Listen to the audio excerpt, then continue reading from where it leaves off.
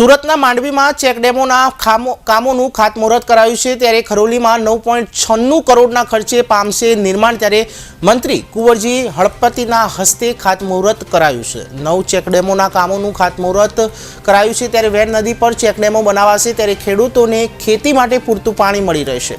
તાલુકા પંચાયત પ્રમુખ જિલ્લા પંચાયત સભ્ય હાજર રહ્યા હતા ત્યારે સરપંચ એસોસિએશનના પ્રમુખ અને અગ્રણીઓ હાજર રહ્યા હતા।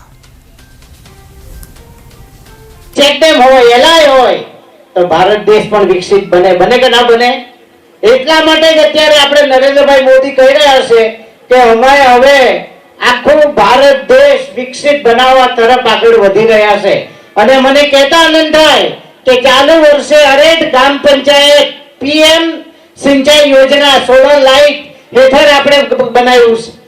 સોલર લાઇટ આખું ગામ સોલર પેનલ પર થવાનું છે। કયું ગામ हरेक पहला में पहलू गाम पसंदगी कर्યું तो हरेक एक ना घर ऊपर सोलर लाइट आवशे।